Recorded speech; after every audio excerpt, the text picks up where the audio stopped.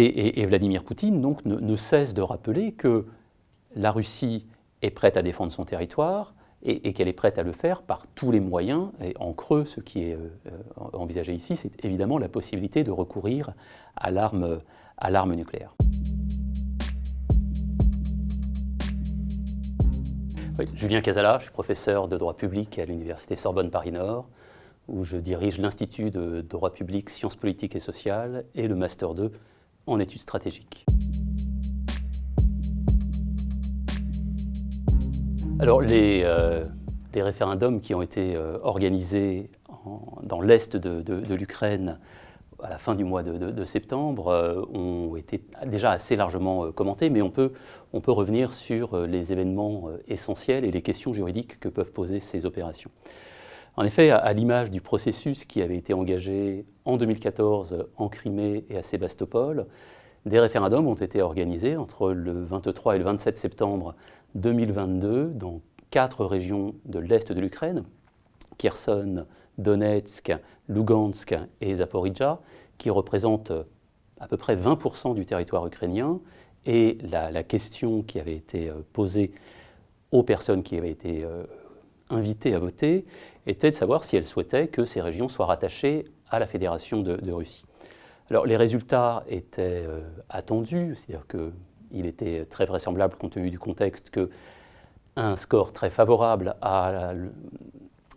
au rattachement à la Fédération de Russie soit acquis. Ça a été le cas.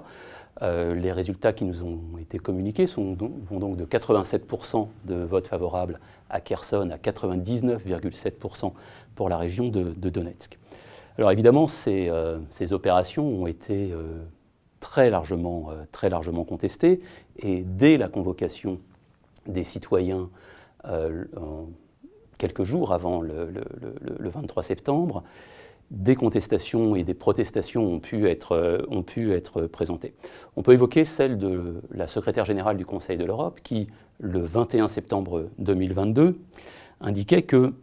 les prétendus référendums annoncés dans les territoires ukrainiens qui sont occupés par les forces russes constituent une nouvelle escalade du conflit et une violation continue de l'intégrité territoriale de l'Ukraine. Elle poursuit en indiquant que de tels référendums, et à chaque fois les guillemets sont utilisés, organisés sous la menace d'armes par les forces d'occupation et au mépris des principes démocratiques fondamentaux, ne peuvent être ni acceptés ni reconnus. Et elle conclut « Nous rejetons ce simulacre de démocratie ». Et on trouve des prises de position semblables de la part de différents organes de l'Organisation des Nations Unies, de l'Union européenne, de l'OTAN, de la part de très nombreux États. Et évidemment, le contraste avec le discours officiel de Moscou est tout à fait saisissant, puisque au lendemain de l'annonce des résultats donc du vote favorable au rattachement de ces 4 provinces à la Fédération de Russie, le président Poutine a affirmé que 4 nouvelles régions russes allaient être formées, car cela correspondrait à la volonté de millions de personnes, expression du droit des peuples à disposer d'eux-mêmes, tel qu'il est consacré par la Charte des Nations Unies. Donc on voit qu'il y a une opposition de principe et une opposition sur l'identification des normes qui sont applicables à ce type d'opération. Alors ces nouvelles régions devraient donc être rattachées à la Russie par un traité, comme ce fut le cas en mars 2014 pour la Crimée et pour Sébastopol. Les traités d'annexion ont été signés le 30 septembre 2022, donc 2 jours après l'annonce des résultats. Ces traités ont été soumis à la Cour suprême russe, qui a déclaré que les traités étaient conformes à la constitution russe. Donc cela date du 2 octobre, mais pour l'instant, l'intégration n'est pas encore pleinement achevée. Alors à la suite de ces opérations, la réaction de l'Organisation des Nations Unies pouvait être attendue, et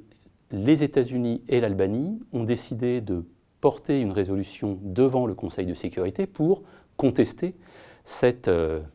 annexion, ou ce rattachement de ces 4 régions au territoire de la Fédération de Russie. Alors évidemment, la résolution a été rejetée, c'était attendu, du fait du veto russe, mais il n'est jamais inutile de porter une résolution pour en tirer quelques enseignements. Alors, tout d'abord, non seulement il y a eu un veto russe, mais il y a eu également l'abstention de la Chine, du Brésil, du Gabon et de l'Inde. Et la finalité de ce projet de résolution pouvait être notamment d'inviter ou d'inciter certains États, et spécialement la Chine, à prendre position officiellement sur le processus qui était en cours dans l'Est de l'Ukraine. Alors on voit que la Chine s'est abstenue, comme elle l'avait fait déjà lors de l'entrée de l'armée russe sur le territoire ukrainien. Donc la bascule n'est pas encore faite totalement d'un côté ou de l'autre. Et puis l'autre intérêt de ce projet de résolution, c'est que depuis avril 2022, l'Assemblée générale des Nations unies, par consensus, a admis le principe d'une convocation de l'Assemblée générale dans les 10 jours qui suivent l'utilisation du veto par l'un des 5 membres permanents. Et donc, on acte ici le veto russe et l'on convoque, comme cela ne pose pas de difficulté, on convoque l'Assemblée générale pour se prononcer sur la question. Donc le 12 octobre 2022, l'Assemblée générale des Nations unies a adopté une résolution condamnant l'annexion de ces 4 régions, ou le rattachement au territoire de la Fédération de Russie de ces 4 régions. Et les conditions de vote peuvent être intéressantes. 143 États ont condamné le rattachement. Il n'y a que 5 oppositions, ceux de la Russie, de la Biélorussie, de la Corée du Nord, de la Syrie et du Nicaragua. Et 35 États se sont abstenus. Donc on se retrouve à un niveau qui est assez semblable à celui de février 2022, lorsque la Russie avait envahi le territoire ukrainien. Mais surtout, on est à un niveau très supérieur à 2014, lorsque la Crimée et Sébastopol avaient été rattachés à la Fédération de Russie. À l'époque, la résolution adoptée par l'Assemblée générale condamnant ce rattachement à la Fédération de Russie n'avait été adoptée que par 100 États, avec 11 votes défavorables et 58 abstentions. Donc on a une montée de la condamnation du processus, et il apparaît que le processus de rattachement d'un territoire ukrainien à la Russie paraissait acceptable à certains États pour la Crimée et pour Sébastopol, et ne le serait plus 8 ans après pour les 4 régions de l'Est de l'Ukraine que l'on vient d'évoquer. Alors, pour ce qui est des référendums eux-mêmes, on peut dissocier deux éléments. Il y a tout d'abord la question de la déclaration d'indépendance de ces 4 régions qui ensuite vont être rattachées à la Russie. Et puis il y a la question de l'organisation des opérations référendaires elles-mêmes. Alors concernant la déclaration d'indépendance tout d'abord, les règles de droit international sont inexistantes, ou plutôt peu utiles pour ce qui nous intéresse. La Cour internationale de justice avait pu, en 2010, se prononcer sur la licéité de la déclaration d'indépendance du Kosovo. La Cour avait été invitée à se prononcer sur cette question par l'Assemblée générale des Nations unies, qui avait accepté de porter une question initiée par la Serbie.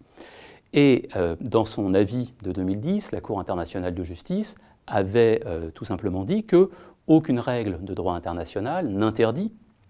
la déclaration ou les déclarations d'indépendance. Donc il y a une forme de neutralité du droit international sur la question. Mais, et la Cour le souligne, il est constant de considérer que du fait de l'interdiction du recours à la force, une déclaration d'indépendance qui aurait été faite dans un contexte de recours à la force contraire au droit international ne devrait en principe pas être opposable et donc ne pas produire d'effet. Et donc ici, on est bien dans ce type de situation. Sur les opérations matérielles des référendums eux-mêmes, toutes les réactions de condamnation de ces opérations insistent légitimement sur le fait qu'elles se sont déroulées dans un contexte de violation généralisée des droits de l'homme, de conflits armés, que ces référendums ont été organisés de manière précipitée dans un contexte de guerre d'agression et ne représenterait pas la libre expression de la volonté des populations de ces 4 régions ukrainiennes. Alors, on le sait, l'organisation de ces opérations a été précipitée tout simplement du fait de l'avancée des troupes ukrainiennes dans ces régions. Et les référendums qui devaient à l'origine être organisés un peu plus tard dans l'année, sans doute au mois de novembre, ont été organisés en quelques jours à la fin du mois de septembre. On peut souligner également que les combats se poursuivaient dans les 4 régions en question et que si la Russie contrôlait, et les sécessionnistes contrôlaient la quasi-totalité des régions de Lugansk et de Kherson, ça n'était pas le cas pour les régions de Zaporijjia et de Donetsk où le contrôle apparaissait au mieux partiel. On peut également souligner l'absence d'observateurs indépendants, c'est-à-dire que la Russie et les sécessionnistes font état de la présence d'observateurs étrangers, mais ceux-ci ne semblent pas présenter des garanties d'indépendance extrêmement fiables. Et même si là encore il faut traiter tout cela avec une certaine prudence, les récits d'irrégularité apparaissent suffisamment nombreux pour que l'on pense qu'il y a des éléments de crédibilité. Il est assez largement fait état d'une obligation de voter pour les populations locales, c'est-à-dire l'impossibilité de ne pas se rendre à l'urne. Il est également largement fait état de l'absence d'enveloppe dans les bureaux de vote, de sorte que les bulletins de vote étaient déposés directement dans une urne transparente, et donc le secret du vote n'était évidemment pas du tout garanti, spécialement dans un contexte d'intimidation reconnue et de pression exercée sur les personnes qui seraient hostiles à la présence des forces russes dans ces différentes régions. De la même manière, le dépouillement n'a pas donné lieu à un contrôle extérieur, de sorte que l'on peut nourrir un certain nombre de réserves sur la sincérité des résultats très élevés, très favorables au rattachement qui ont été communiqués. Et donc, il est considéré, du point de vue du droit international, que ces référendums ne changent rien à l'identification du territoire de l'Ukraine, et donc doivent internationalement, ces régions, être considérées comme relevant toujours de la souveraineté ukrainienne. Alors, du point de vue du droit international, c'est le cas. En revanche, évidemment, du point de vue du discours de Moscou, ça change assez radicalement la donne, dans la mesure où, jusqu'à présent, le discours russe consistait à affirmer qu'il y avait un génocide à l'est de l'Ukraine ou que des populations russes ou russophones étaient persécutées par les autorités ukrainiennes. Avec l'annexion de ces territoires, on passe à un discours très différent qui consiste à dire simplement que la Russie défend son propre territoire et donc serait légitime à recourir à la force sur ces espaces. Et Vladimir Poutine donc, ne cesse de rappeler que la Russie est prête à défendre son territoire et qu'elle est prête à le faire par tous les moyens. Et en creux, ce qui est envisagé ici, c'est évidemment la possibilité de recourir à l'arme nucléaire.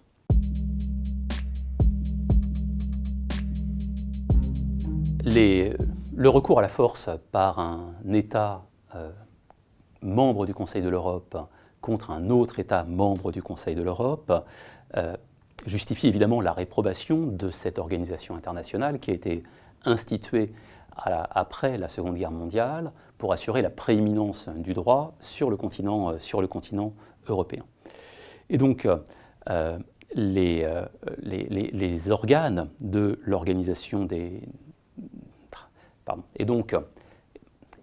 les organes du Conseil de l'Europe ont pu être assez largement mobilisés dans le contexte des tensions puis de la guerre entre la Russie et l'Ukraine. Mais ce n'était pas une première, c'est-à-dire que lorsqu'il y a eu des conflits sur le continent européen, entre membres du Conseil de l'Europe, les organes du Conseil de l'Europe ont été largement mobilisés et la Cour européenne des droits de l'homme a pu l'être. On peut évoquer, pour un exemple récent, le conflit gelé qui se réchauffe parfois entre l'Arménie et l'Azerbaïdjan, de sorte que le Conseil de l'Europe ne découvre pas l'hypothèse d'un conflit armé sur le continent, mais il est très clair que l'ampleur du conflit entre la Russie et l'Ukraine et les enjeux que représente ce conflit justifient une plus grande inquiétude de la part de l'organisation européenne.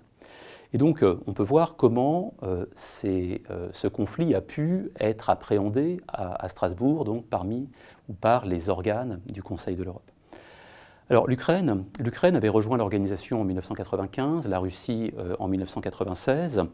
et les deux États ont été très régulièrement mis en cause par les organes du Conseil de l'Europe, et spécialement par la Cour européenne des droits de l'homme, dans le cadre de recours individuels pour violation de la Convention européenne des droits de l'homme ou des protocoles à celle-ci.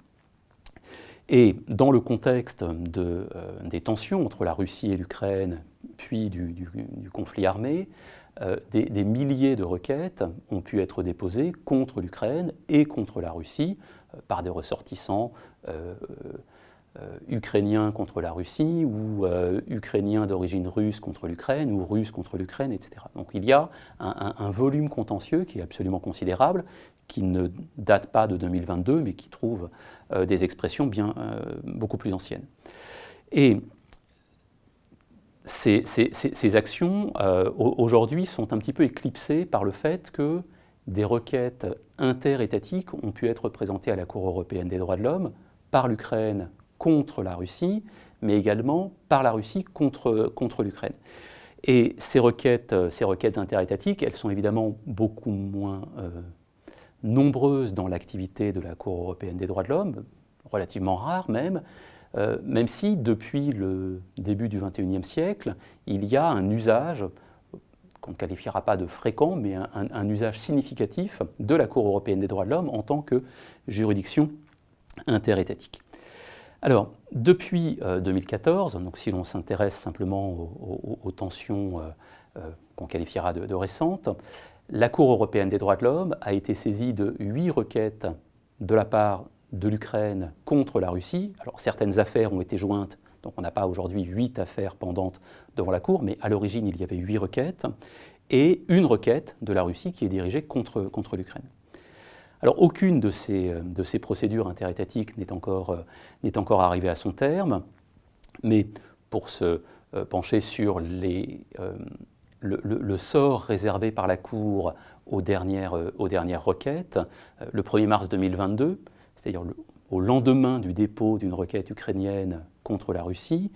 la Cour avait indiqué des mesures conservatoires par lesquelles elle demandait à la Russie de s'abstenir de lancer des attaques militaires contre des civils et contre des biens de caractère civil. Alors,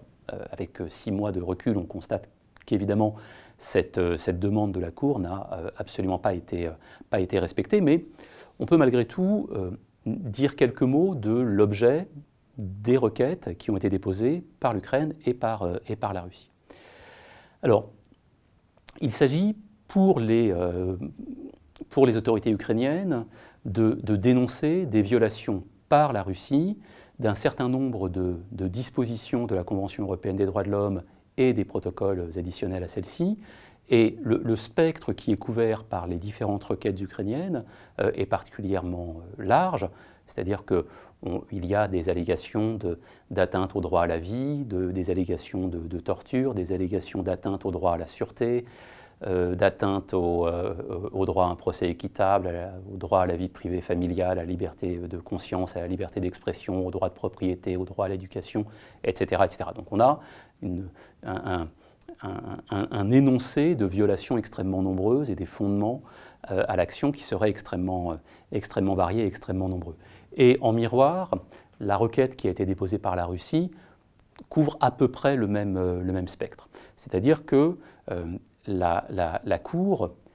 n'est évidemment pas compétente pour se prononcer sur des allégations de violation du droit humanitaire. Alors que la Cour européenne des droits de l'homme, elle n'est pas la gardienne des conventions de Genève ou d'autres instruments. La seule action qui peut être engagée devant la Cour, c'est de faire constater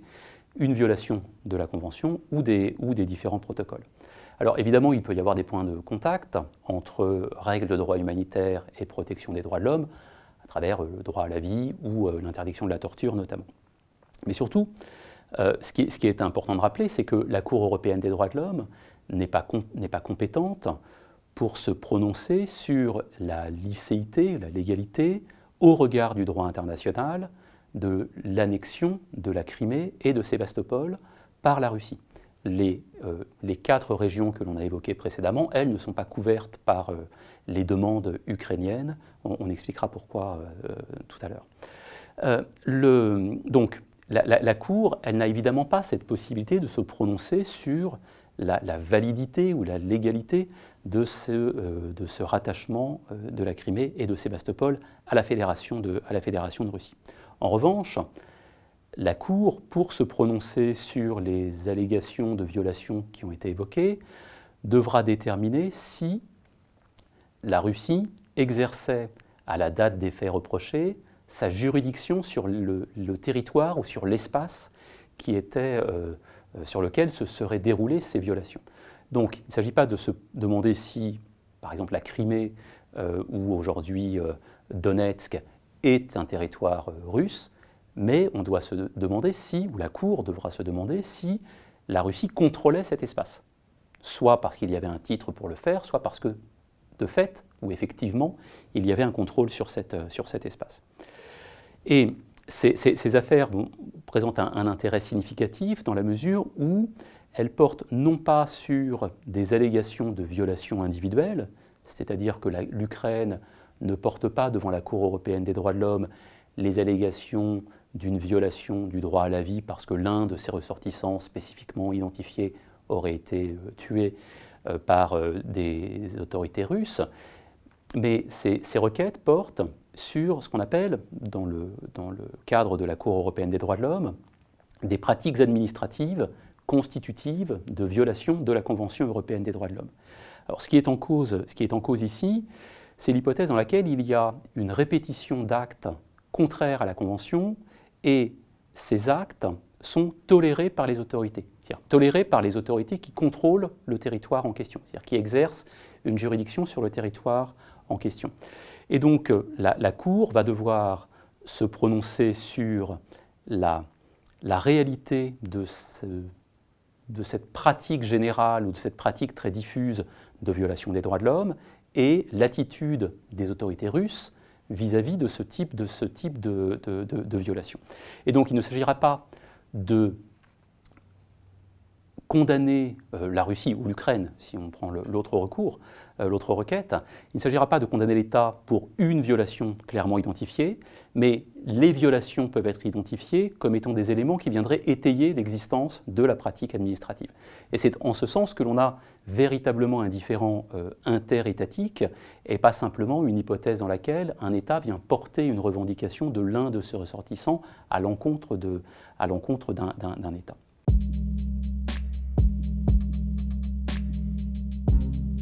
Dès le début de l'intervention russe en Ukraine en février 2022, un très grand nombre d'organisations internationales, on le sait, a réagi en condamnant la politique de Moscou vis-à-vis de l'Ukraine.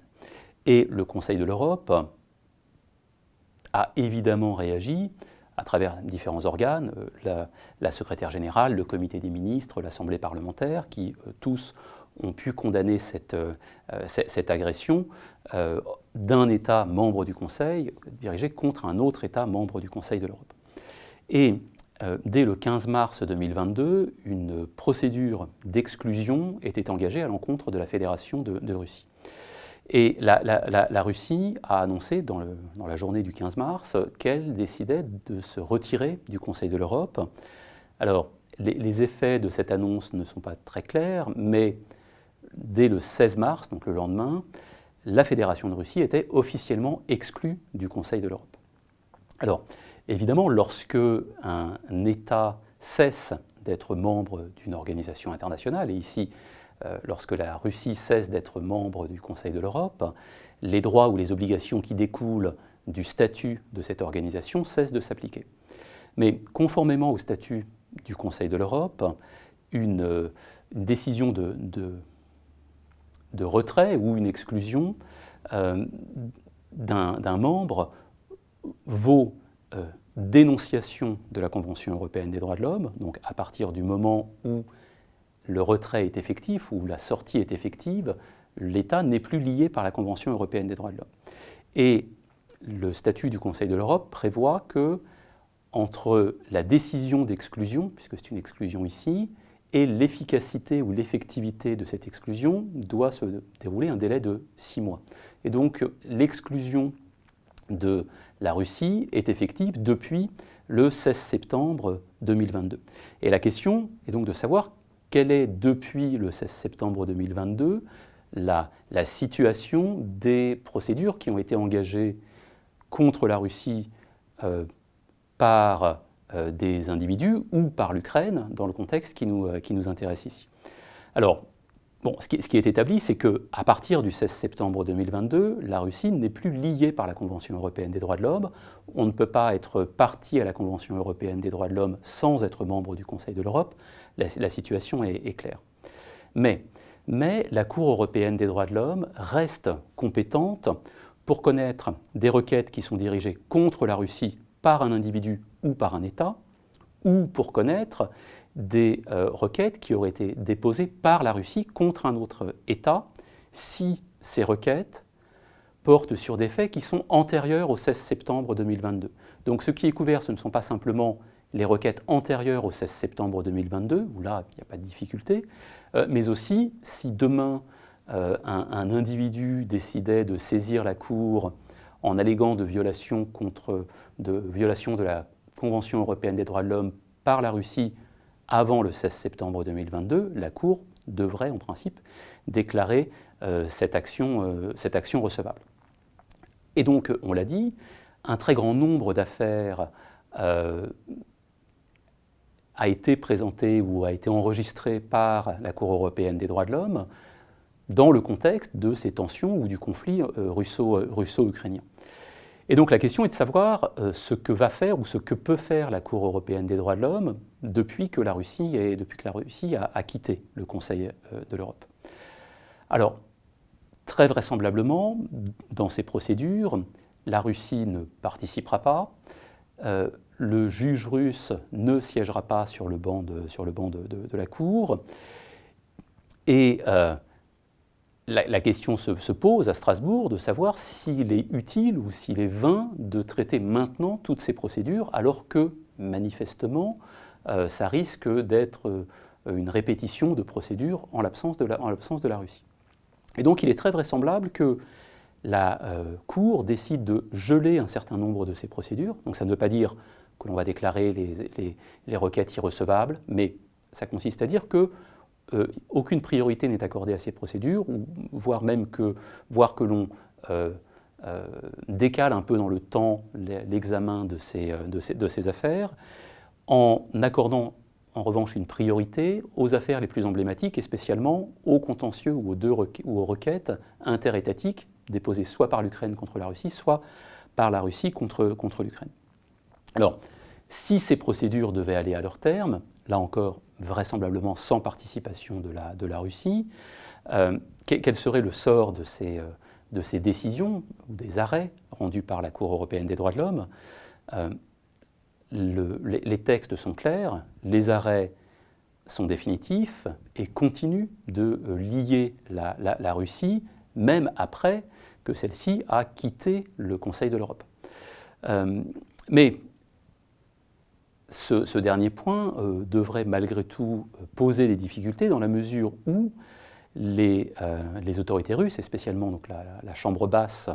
la Douma, a adopté en juin 2022 une loi au terme de laquelle les autorités russes sont, du point de vue du droit interne, autorisées à ne pas se conformer à un arrêt de la Cour européenne des droits de l'homme. Et on imagine mal que quelques mois après cela, alors que la Russie a quitté le Conseil de l'Europe et donc se considère assez largement déliée de ses obligations vis-à-vis de cette organisation, on imagine mal que les arrêts qui pourraient être prononcés